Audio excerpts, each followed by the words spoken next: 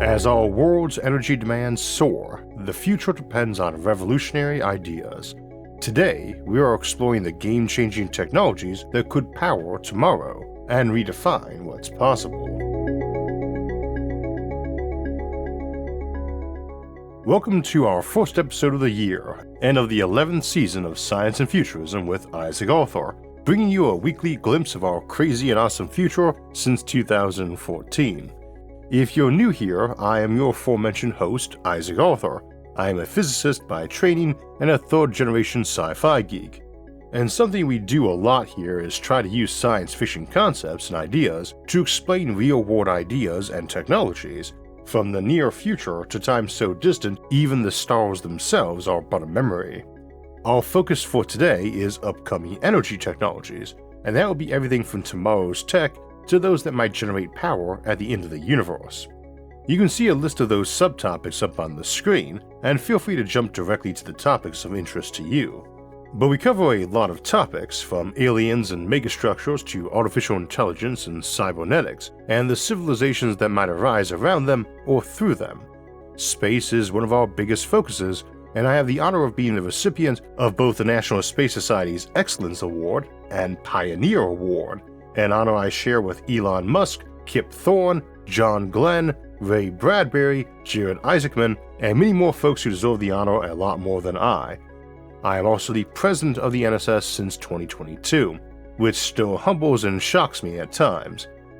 I am not a big one for autobiography, but it's important to mention your background occasionally when you're getting ready to tell people tons of information with an implied, "Trust me, I know what I'm talking about." And I'm also grateful that many of our audience members have volunteered over the years to help edit and brainstorm our scripts to help keep us accurate and cutting edge. Also, if my somewhat atypical accent and speech impediment is giving you some problems, every episode of this show has transcripts on it in the subtitles. What else is there? I am 44 years old at the time of this writing, a US Army veteran. I am married to my wonderful wife Sarah, and reside on our farm in Northeast Ohio with our 3 children, Christopher, Isabella, and Geometry, ages 9, 8, and 6, whom we also homeschool. I credit coffee for my ability to juggle all that. It's the fuel that keeps me going. Of course, the fuel that keeps our civilization going, in addition to caffeine anyway, is mostly dead dinosaurs, and has been for a century and counting. Actually, we think it's mostly dead algae and plankton, but either way, we'd like to move beyond those for many reasons, and we are in the process of developing and deploying many awesome technologies to help with that, which we'll be looking at today, and there are a lot of them. Since it is a big topic and for the sake of brevity, we will be keeping discussion of each section short. This is especially true of topics where we have a focused episode. And in the hundreds of episodes of SFIA, we have done quite a few that deep dive this or that type of energy, from the modern and mundane to the distant and theoretical. When we touch on one of those, we will reference the appropriate episode for those wanting a deeper dive, but we would be remiss if we didn't bring them up. We will be covering, briefly, some of those very advanced energy ideas towards the end of the episode, and those are fusion, antimatter, matter-to-energy conversion, perpetual motion machines, vacuum energy, black hole energy, dark energy, zero-point energy, and tapping multiverses. But before we get to those more speculative areas, we'll be covering more grounded stuff, like energy from the ground itself, and looking at advanced solar technologies, next-generation nuclear, hydrogen fuel and storage, energy storage innovations, bioenergy and synthetic fuels, smart grids and energy efficiency, geothermal, and other alternative sources. That's a lot to cover, so a drink and a snack might be a good idea. Advanced solar technologies. Any discussion of emerging energy technologies needs to begin with solar, as it's probably the most promising these days. And while I am a big fan of space-based solar power, that is something we've discussed in its own episode, and will be deep diving more in the future, so instead I'd like to focus on perovskite solar cells, transparent and flexible solar panels, and CSP, concentrated solar power. Traditional silicon-based solar panels have already made significant inroads into the energy market, but several emerging technologies could revolutionize how we harness sunlight. Here's a closer look at some of the more promising developments. Perovskite solar cells are one of the most exciting advancements in solar technology. The technology has been developing for some time and making improvements to the problems they've had with service lifetime scaling up for manufacturing. So hopefully should be moving into the regular market this decade. This will offer higher efficiency and lower manufacturing costs compared to traditional silicon cells. Hopefully. The key component in these cells is a compound with a crystal structure similar to that of mineral perovskite, hence the name. These materials are highly effective at absorbing light, which allows for thinner and lighter solar cells to be manufactured at a fraction of the cost. Perovskite cells have already achieved efficiencies of over 25% in laboratory settings and 29.8% for tandem perovskite silicon devices. Additionally, perovskites can be tuned to absorb different wavelengths of light, making them ideal for those tandem solar cells. These are multi-layered structures that capture more of the solar spectrum and thus improve efficiency, so one layer might be able to absorb red light and the layer below blue or green. Again, the main challenges are improving their long-term durability and stability, as they tend to degrade when exposed to moisture and heat. However, researchers are making significant progress in enhancing the lifespan of these cells, bringing us closer to commercial viability. Lifetime and durability are weaknesses of solar that have been improving rapidly, and one of our other issues with getting solar into the wider market is the desire for transparent and flexible solar panels. Unlike traditional panels, these can be integrated into various surfaces, including windows, greenhouses, vehicle roofs, and even clothing. Transparent solar panels are obviously not 100% transparent to light, since light is what runs solar, but this can either be done by absorbing wavelengths we can't see by, like ultraviolet and infrared, or by reducing light coming through like tinted windows do. This may make them ideal for use in urban environments where space for conventional panels is limited, and as an example, a transparent window in an urban apartment in the summer could remove some of the light warming that room while generating power to run air conditioning. Flexible solar panels, meanwhile, open up possibilities for portable and wearable applications. They are typically made using thin film technologies that can be rolled onto flexible substrates. This could enable solar power on curved or irregular surfaces, like the roof of a convertible car or someone's coat, letting them recharge their portable devices. We'll discuss batteries later, but if you imagine someone's clothing having a few small battery packs in it and wireless chargers in a pocket or two, then a lot more portable devices become practical and more lightweight. It would also open the door to options like a circulating system inside them, quietly pumping a fluid around to help warm or cool someone. Speaking of heating fluids, concentrated solar power, CSP, is a technology that uses mirrors or lenses to focus sunlight onto a smaller area, typically to heat a fluid that drives a turbine to generate electricity. Unlike photovoltaic solar panels, which convert sunlight directly into electricity, CSP systems rely on heat energy, making them more akin to traditional power plants. CSP has the advantage of being able to store thermal energy, which allows for electricity generation even when the sun isn't shining. Recent advancements in CSP include the use of molten salt as a heat transfer and storage medium, which can retain heat at high temperatures for extended periods. This enables CSP to produce electricity on demand, addressing one of the primary challenges of solar power, intermittency. CSP systems are particularly suited for regions with high direct sunlight, such as deserts, where they can provide consistent and reliable power. This also makes it potentially useful in cooler tundra locations. While CSP currently represents a small fraction of global solar capacity, it holds significant potential for large-scale, grid-connected solar power.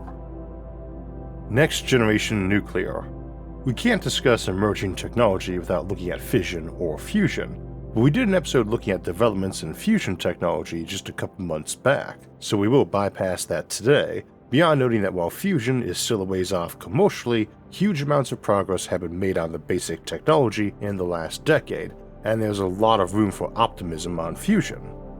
The two big ones folks discuss for nuclear fission, on the other hand, are thorium reactors and SMRs, small modular reactors, and those also both have their own dedicated episodes, and recently enough that there's no reason to update them yet. Thorium fission is very much still an emerging technology, while SMRs are actually getting built, and it's hard to say how prolific construction of them will be in 10 years. Nuclear has improved vastly in recent decades, and public fear of nuclear seems diminished, but at the same time, the improvements to solar during that same time span have been greater. For my part, I still think a mixed solar and fission economy would be our most optimal economic build with current technology for producing cheap and abundant energy without the scarcity or environmental concerns involved in fossil fuels. But fission plants require large build times and investments. This is the main advantage of SMRs. They can be built in the tens of megawatts range and built off-site and brought in for quick assembly, so it may represent the future of nuclear power. There's also still the reality that no matter how good solar gets, it doesn't work if it's dark or cloudy. Thus you need to find a power supply that works at night or in a storm, like nuclear, or you need to store energy in an efficient and cheap fashion. Hydrogen fuel and storage. Batteries are both expensive and fairly inefficient, even lithium batteries, which are an order of magnitude better than prior batteries. They lose 10 to 20% of the power pumped into them while charging as heat, and while efficient in discharge, still lose another 2 to 5% running your device. You can also lose another 5 to 10% on converting the battery's DC current back to AC current.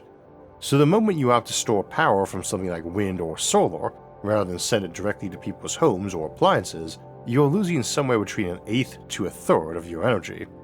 Unlike many other batteries, lithium leaks power slowly, 1 to 2% of their charge a month versus 3 to 5% for lead-acid batteries, so they are fine for storing power overnight or even for cloudy weeks. More is always better, but you have to build and maintain that supply and keep them charged the whole time, or else they aren't ready when bad weather comes. Chemical fuels, on the other hand, like gasoline, are a lot more shelf-stable, and since they already exist, we don't have to pay a fee to make them, just pump them and refine them, which admittedly is also a non-trivial cost. But we can instead take water, which covers this planet, and through electrolysis crack it free into hydrogen and oxygen. This is amazing fuel and our preferred one for rockets, except that hydrogen is very tiny and leaks easily and corrodes tanks. Graphene, that miracle substance for building space elevators and strengthening concrete, also makes a good liner for fuel tanks full of hydrogen. So hydrogen fuel storage is looking more attractive, even though you typically only get about 60 to 80% of the energy you put into electrolysis in water out in terms of combustible hydrogen fuel. Then when burning fuel, you only get 20 to 30% out of your typical combustion engine, while hydrogen fuel cells do more like 40 to 60%. But large tanks you can line and then basically fill with water you split into hydrogen using solar or nuclear or whatever, and which you can leave sitting for long periods, may still be cheaper than batteries. It's also useful in aerospace outside of rocketry because hydrogen is incredibly energy dense. A rocket has to carry its own oxygen with it, and 89% of the mass of that hydrogen and oxygen is that oxygen, just 11% is hydrogen.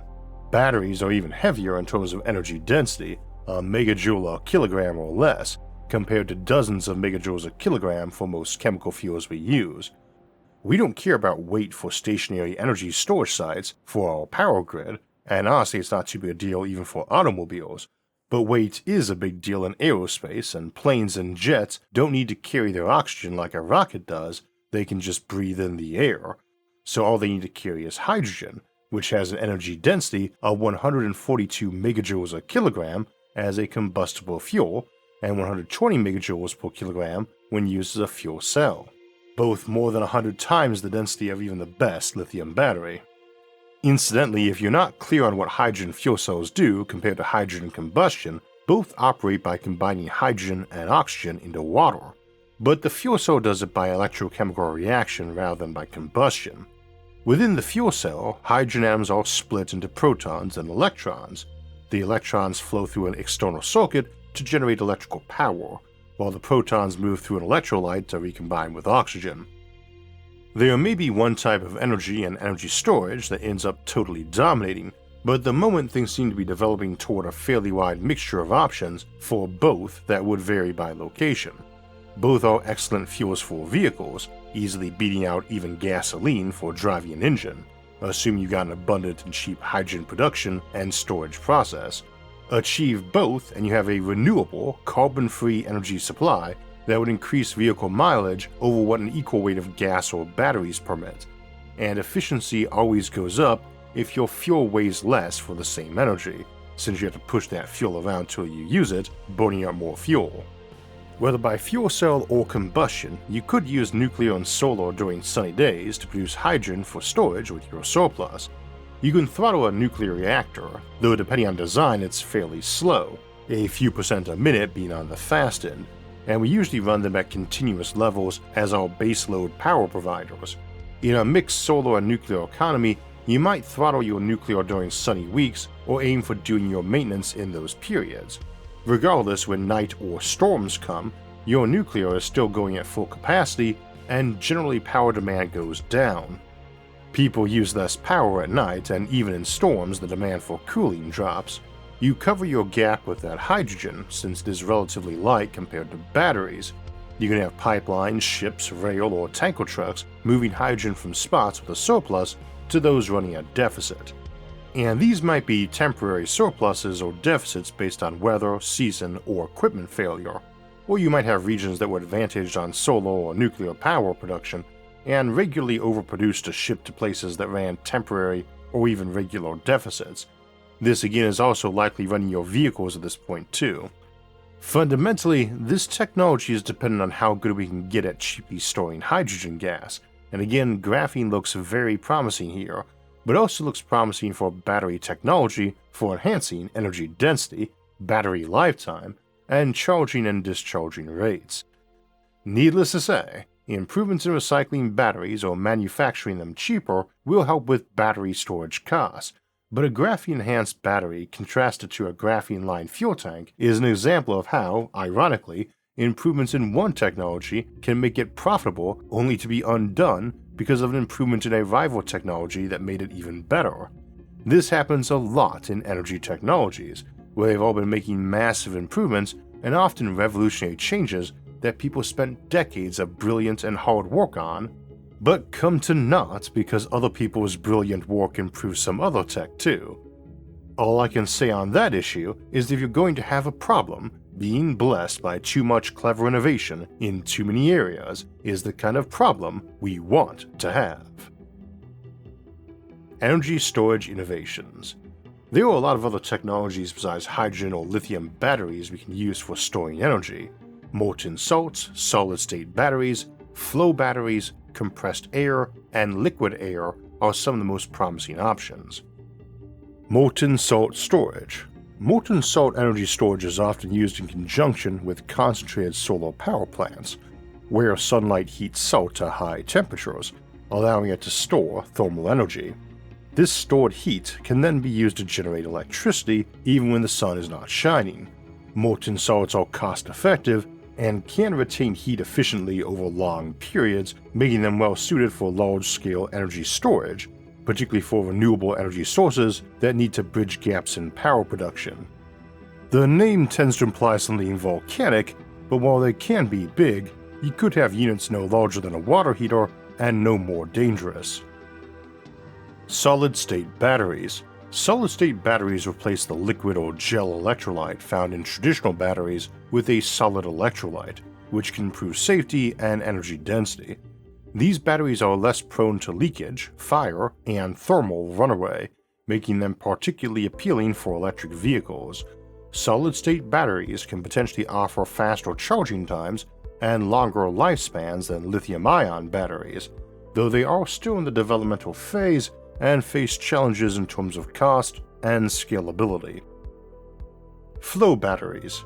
Flow batteries store energy in liquid electrolyte solutions contained in external tanks, allowing them to provide scalable energy storage.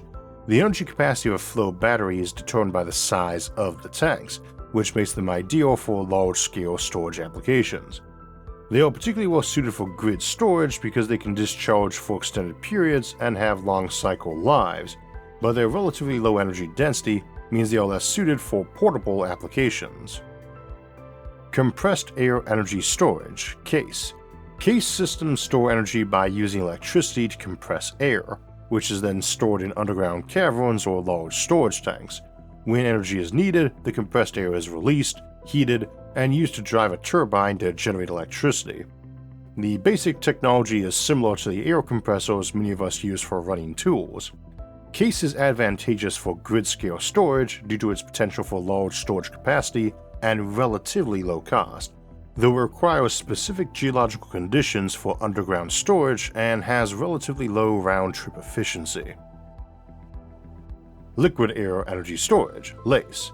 Liquid air energy storage works by cooling air until it becomes a liquid, which can then be stored in insulated tanks, such as the liquid nitrogen tanks you may have used in a chemistry or physics class. When energy is needed, the liquid air is allowed to warm up and expand, driving a turbine to generate electricity. LACE systems have a long storage duration and can be built at any location, offering a promising option for large-scale, long-duration energy storage. However, their efficiency is somewhat lower than other storage types, and they require significant cooling infrastructure.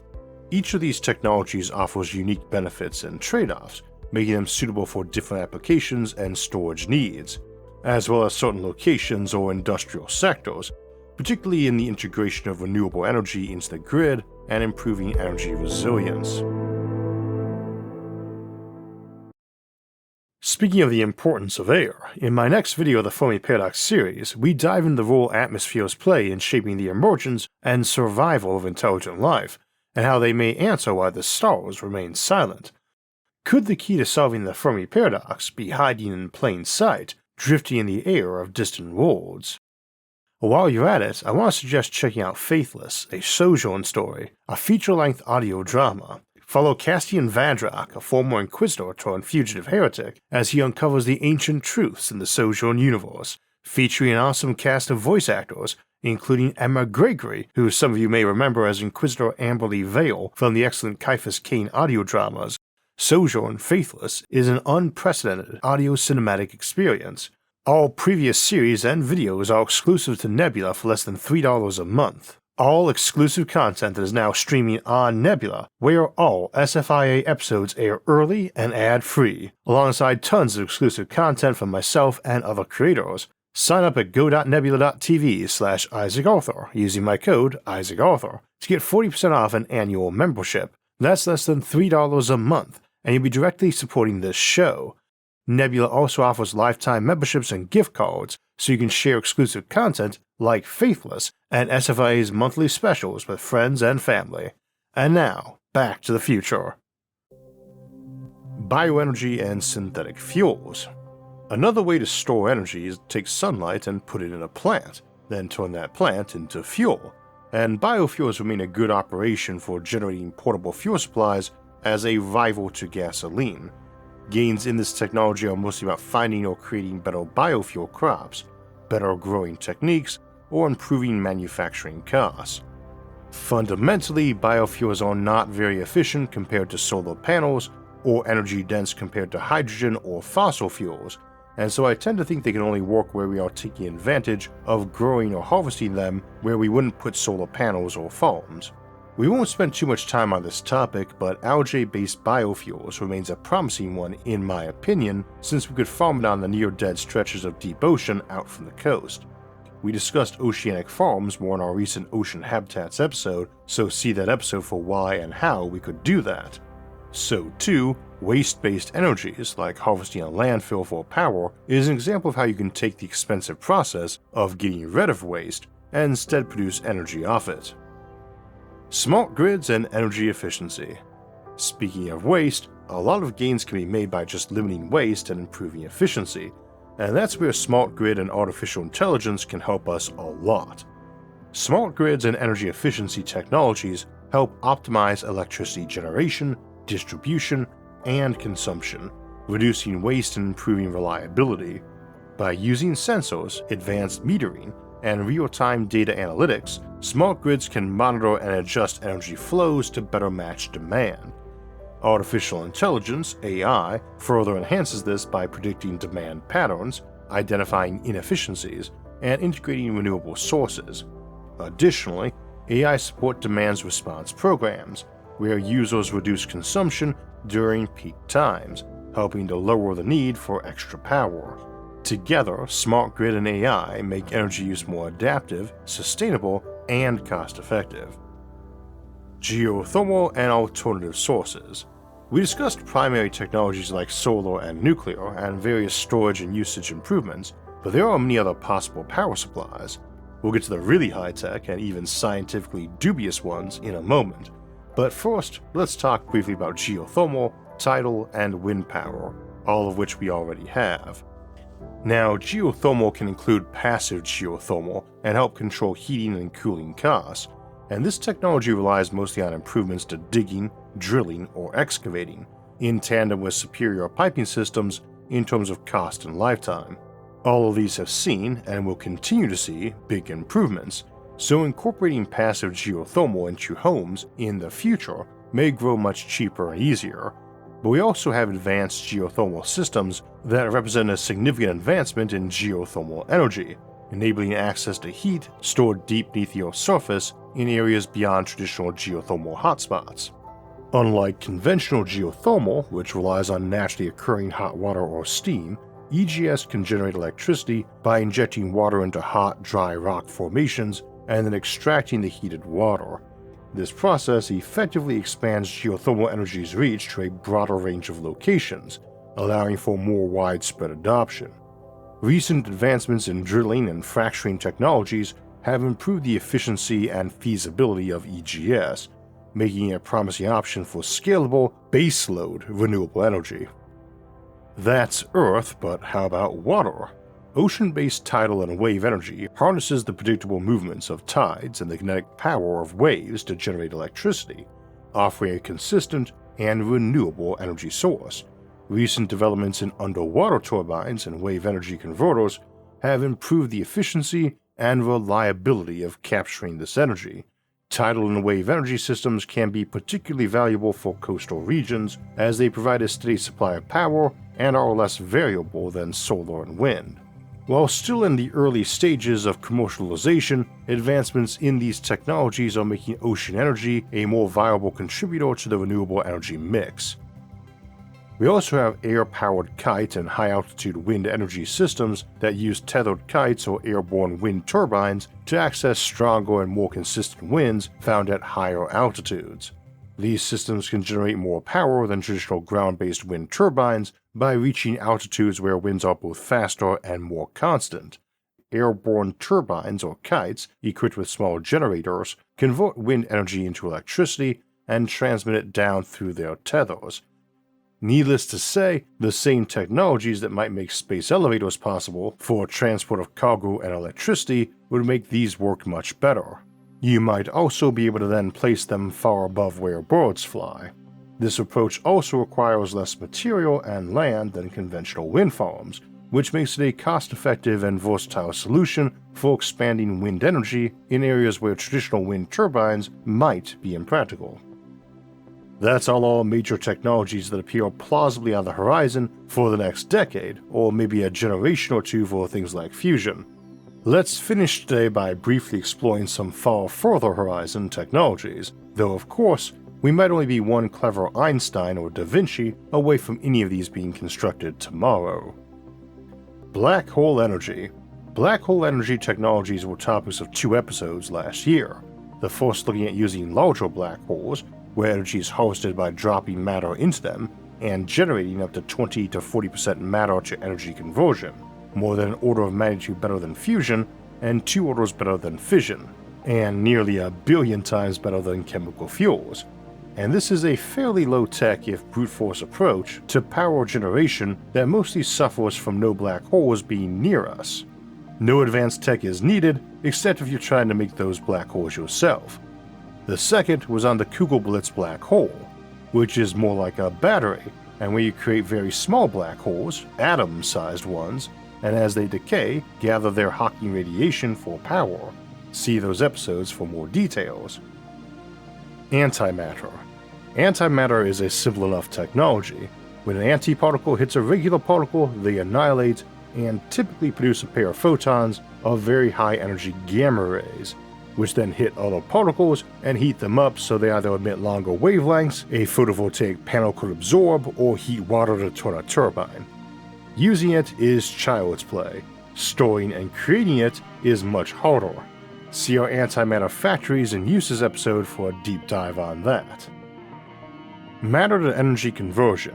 A nice thing about antimatter is that it converts both itself and equal mass particle into energy, so you actually get E equals 2 mc squared rather than just E equals mc squared. But it's rather explosive, and of course you don't get that double for free as a rocket propellant since you need to carry an equal mass of regular matter with you, maybe outright using the antimatter storage tanks as that regular matter mass. In any event, 1 pound has 41 million billion joules in it, and 1 kilogram 90 million billion, making them almost a billion times more energy dense than normal chemical fuels. It may be possible to convert regular matter into energy without an antimatter collision. If that's the case, then such a converter will match antimatter, but presumably avoid its hazards. You feed regular matter into it at a rate of energy you need, and only when you need it. With the typical US household using about 38 billion joules of electrical energy a year, 1 pound of matter would last just over a million years, and 1 kilogram close to 2.5 million per household. This would seem to make it the ultimate power supply if we could make it work, outperforming black holes and matching antimatter, but without the difficulties of creating and storing it. Sadly, unless you count feeding micro black holes to harvest their hockey radiation, we have no clear paths to this technology. Vacuum energy and zero-point energy. I should note that the means by which a black hole evaporates and creates power is often better envisioned as that hyperdense object cracking space-time and letting vacuum energy leak through, which in the process lowers that mass.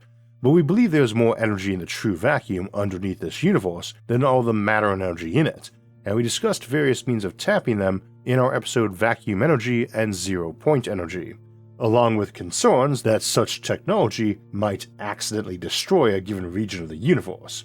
But since matter-to-energy conversion relies on matter in this universe, and most of the energy in this universe isn't in regular matter, but dark matter and dark energy, it's not as big a supply as it sounds like, and will be dwarfed by the vastly greater energy of the vacuum, which we think underlies everything, making it a better power supply. Perpetual motion machines. Of course, an even better power supply would be one that produced energy endlessly with no fuel, and if you can make such a machine, generally what we call a perpetual motion machine or device, this obviously becomes your very best power source. Eternal energy, from the wheel that keeps spinning even when moving through the drag of air or the friction of axle or dynamo. Now, as the great Robert Heinlein liked to say, tan Staffel, there ain't no such thing as a free lunch, and as you might have heard, the US Patent Office refuses to patent any design for one without a working model present. I wouldn't advise folks to hold their breath on getting free energy out of nowhere. Nonetheless, we should keep in mind that the energy this universe contains had to come from somewhere, and occasional hand waves by theorists about everything maybe negating out suffer from a total lack of evidence supporting that, and also implying that a positive sum and a negative sum, while adding up to zero, is actually nothing. This would seem no more true than saying that a business that generated zero net income in a given year did nothing, even though it's been producing and using stuff left and right.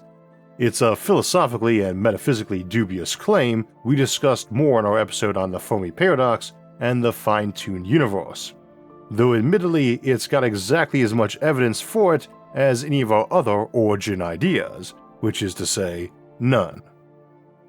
For now, we only know that our universe contains stuff, and that if it presumably came from nowhere, then maybe that process, or a more scaled down version, could be replicated to produce free energy. Nor can we simply wave to the law of energy conservation, which has been cracked if not broken since Einstein unveiled relativity, and which further has to deal with not just the Big Bang, but all the dark energy coming from nowhere or leaking in from somewhere. Dark energy. Dark energy seems to produce new bits of space-time everywhere and at an accelerating rate. We know little of this, so it may be that fairly large chunks appear or that tiny little Planck length bits do, which are smaller to an atom than that atom is to the universe, and may be boiling into existence constantly even inside you and I. Space-time contains energy. It's not simply an empty thing we put stuff in, any more than a piece of paper we write on is. We may be able to artificially produce it or harvest existing space-time for power, and we discussed that latter last month in Gravitic Spaceship Propulsion, and ways we might be able to make galaxy-scale megastructures for harvesting dark energy expansion of the universe in our dark energy episode. Tapping early universes or multiverses. It may also be possible to do things like drop a wormhole into a star to suck energy out of it to fuel a power plant somewhere, but wormholes travel through time, not just space, so you might be able to loop one back to the even more energy-dense early universe in its first moments, and indeed that might not violate causality in some models. But even more interestingly, not only are hypothetical wormholes able to travel space and time, they probably work better traveling to entirely different universes. Nor are wormholes the only potential means of reaching other realities or universes. If they exist and can be reached, then many might offer unlimited energy, and as likely as not be entirely lifeless. And while something like that might seem a far distant technology of future Star Trek eras, if it is possible, it may be something we figured out even this century. But whether or not that happens, as we saw today, we have a lot of upcoming energy technologies that are very promising, even if only half of the ones currently on the near horizon work only half as well as seems expected. And as energy is the lifeblood of our civilization, a future of energy abundance seems ever closer, and so the future looks bright indeed.